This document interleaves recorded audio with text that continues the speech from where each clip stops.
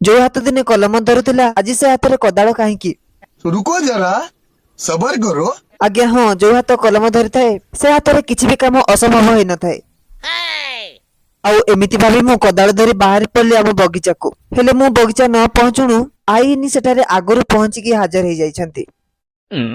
सब काम मुहरे कहबा तो बहुत ही सहज, किंतु काम रे करबा बहुत ही कष्ट। हेले मो हाथ रे जते बड़े कदाल अछि मते तो ए सब काम करबा को ही पड़िबो जेमिति हेले भी। तापर मु लागि पल्ली माटी हाणबारे। केते कष्ट ए माटी को हाणिबा काम।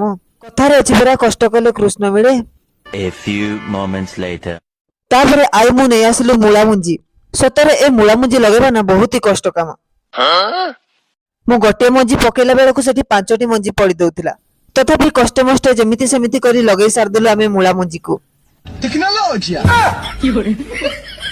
एते कष्ट पर फाइनली आम काम सर जाइथिला। आउ आमे बाहरी आस्तिलु घर को। हेले आसिला बाटरे मु 4 पाद चलला बेला को आई नि चालुथिले 2 पाद। आजर दिनटी मो पई एमिति ही किछि थिला। रहिली। जय जगन्नाथ।